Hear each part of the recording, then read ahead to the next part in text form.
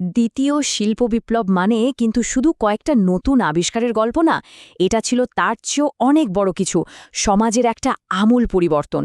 এই বিপ্লব এমন কিছু ইন্টারকানেক্টেড বা আন্তঃসংযুক্ত সিস্টেম তৈরি করেছিল যা আমাদের আজকের এই আধুনিক বিশ্বকে একটা নির্দিষ্ট আকার দিয়েছে। চলুন এই অসাধারণ সিস্টেমগুলো কিভাবে তৈরি হলো সেই গল্পটাই আজ জেনে নেওয়া যাক। আচ্ছা, ব্যাপারটা পরিষ্কারভাবে বুঝতে হলে আমাদের প্রথম আর দ্বিতীয় শিল্প বিপ্লবের মধ্যে পার্থক্যটা একটু দেখতে হবে।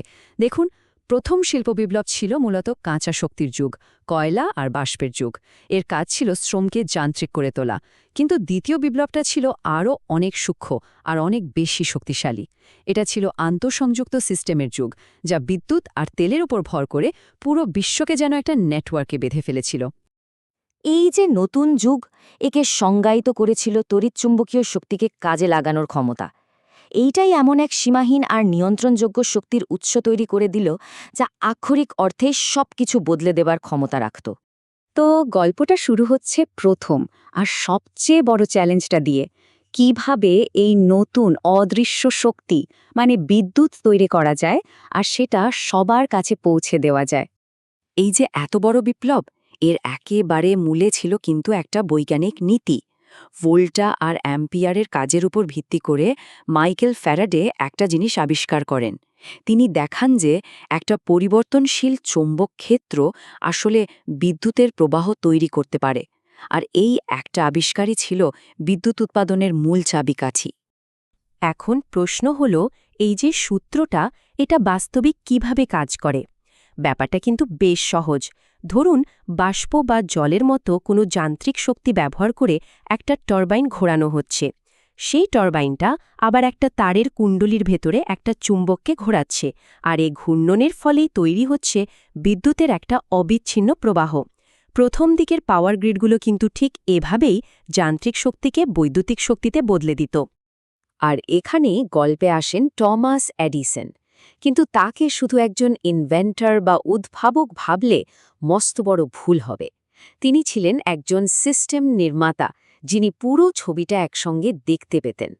এডিসন খুব ভালো করেই বুঝেছিলেন যে শুধু একটা ভালো লাইট বাল্ব বানালেই তো হবে না।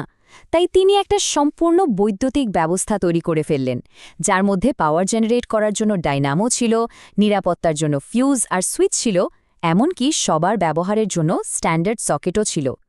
এর ফলে কারখানা থেকে শুরু করে শহরের জীবনযাত্রা সবকিছুই পুরোপুরি বদলে গেল। কিন্তু অ্যাডিসনের এই অসাধারণ সিস্টেমেও একটা বড় দুর্বলতা ছিল। তার ডাইরেক্ট কারেন্ট বা ডিসি সিস্টেম খুব বেশি দূরে বিদ্যুৎ পাঠাতে পারত না। ফলে প্রতি কয়েকটা ব্লক পরেই একটা করে পাওয়ার স্টেশন বসাতে হতো। আর এই সীমাবদ্ধতায় জন্ম দিয়েছিল এক নতুন লড়াইয়ের। এই সমস্যার সমাধানটা নিয়ে এলেন আর এক জিনিয়াস, নিকোলা টেসলা। তার অল্টারনেটিং কারেন্ট বা এসি সিস্টেম ছিল সম্পূর্ণ অন্যরকম। দেখুন, ডিসি শুধু একদিকে বইতে পারত, আর একটু দূরে গেলেই এর শক্তি কমে যেত। অন্যদিকে এসি তার প্রবাহের দিক অনবরত পরিবর্তন করত, আর ট্রান্সফরমারের মাধ্যমে এর ভোল্টেজ বাড়িয়ে শত শত কিলোমিটার দূরেও পাঠানো যেত। তো এই দুই সিস্টেমের মধ্যে শুরু হলো যাকে বলে কারেন্টের যুদ্ধ। শেষ পর্যন্ত 1893 সালের বিশ্বমেলা আর নায়াগ্রা জলপ্রপাতের বিশাল বিদ্যুৎ কেন্দ্র প্রমাণ করে দিল যে টেসলার এসি সিস্টেমটাই অনেক বেশি কার্যকরী। আর এভাবেই বিদ্যুৎ একটা স্থানীয় শখের জিনিস থেকে একটা সার্বজনীন সুবিধায় পরিণত হল। আচ্ছা, সীমাহীন শক্তি তো পাওয়া গেল। এখন প্রশ্ন হল, এই অফুরন্ত শক্তি ব্যবহার করে উৎপাদন শিল্পে মানে ম্যানুফ্যাকচারিংয়ে কিভাবে বিপ্লব আনা যায়? এই স্লাইডের দুটো সংখ্যাই কিন্তু পুরো গল্পটা বলে দিচ্ছে। ভাবুন একবার, আগে যেখানে একটা গাড়ি বানাতে সময় লাগত পাক্কা 12 ঘন্টা, সেখানে 1913 সালে হেনরি ফোর্ডের চলন্ত অ্যাসেম্বলি লাইন সেই সময়টাকে নামিয়ে আনল মাত্র 2.5 ঘন্টায়। অবিশ্বাস্য, তাই না? এই অবিশ্বাস্য গতির পেছনে কয়েকটা মূলনীতি কাজ করেছিল। প্রথমটা হলো স্ট্যান্ডার্ডাইজেশন, মানে প্রত্যেকটা পার্টস হবে হুবহু একই রকম। দ্বিতীয়টা হলো ইন্টারচেঞ্জেবল পার্টস, মানে একটা নষ্ট হলে সহজেই আরেকটা লাগানো যাবে। আর 3 নম্বরটা ছিল ফ্রেডারিক উইনস্লো টেলরের সায়েন্টিফিক ম্যানেজমেন্ট, যেখানে প্রত্যেকটা কাজকে ছোট ছোট অংশে ভাগ করে সময় মেপে দেখা হতো কোনটা সবচেয়ে কার্যকর উপায়। এখন এই যে মহাদেশ জুড়ে বিশাল বিশাল শিল্প ব্যবস্থা তৈরি হচ্ছে, এগুলোতে টাকা ঢালতে আর এগুলোকে ম্যানেজ করতে তো নতুন ধরনের কাঠামোর দরকার, তাই না? অ্যান্ড্রু কার্নেগি ছিলেন এই নতুন কর্পোরেট পুঁজিবাদের একজন পথিকৃৎ। তিনি একটা ভার্টিক্যালি ইন্টিগ্রেটেড বা উল্লম্বভাবে সমন্বিত ইস্পাত সাম্রাজ্য গড়ে তোলেন। মানেটা কি? মানে হলো খনি থেকে কাঁচামাল কেনা থেকে শুরু করে একেবারে ফাইনাল প্রোডাক্ট মানে রেল লাইন বানানো পর্যন্ত উৎপাদনের প্রত্যেকটা ধাপ ছিল তার নিজের কন্ট্রোলে। আর জন ডি রকফেলার ঠিক একই নীতি ব্যবহার করে পুরো তেল শিল্পকে নিজের নিয়ন্ত্রণে নিয়ে আসেন। খনি থেকে তেল তোলা থেকে শুরু করে সেটাকে গ্রাহকের কাছে পৌঁছে দেওয়ার পর্যন্ত পুরো প্রক্রিয়াটাই তার সংস্থা চালাত। এই স্লাইডের কথাটা কিন্তু খুব গুরুত্বপূর্ণ একটা পরিবর্তনের দিকে ইশারা করছে। এই সময়টাতে বড় বড় কোম্পানিগুলো বুঝতে পারল যে ইনোভেশন বা উদ্ভাবনকে বাইরে থেকে ধার করলে চলবে না, এটাকে নিজেদের প্রতিষ্ঠানেরই একটা অংশ করে নিতে হবে।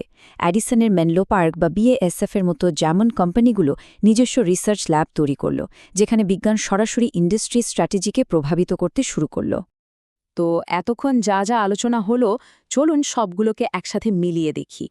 বিদ্যুৎ উৎপাদন আর অর্থায়নের এই সিস্টেমগুলো মিশে কিভাবে আমাদের আজকের এই দুনিয়াটাকে তৈরি করল। সবচেয়ে বড় কথাটা হলো দ্বিতীয় শিল্প বিপ্লব আমাদের হাতে শুধু কয়েকটা নতুন গ্যাজেট ধরিয়ে দেয়নি, এটা আসলে আজকের আধুনিক জীবনের একটা ব্লুপ্রিন্ট তৈরি করে দিয়েছিল। আমাদের আজকের বিদ্যুৎ গ্রিড, গণ উৎপাদন ব্যবস্থা আর বড় বড় কর্পোরেট কাঠামো, এই সবই কিন্তু সেই বিপ্লবেরই ফসল। চলুন এই আলোচনাটা একটা প্রশ্ন দিয়ে শেষ করা যাক।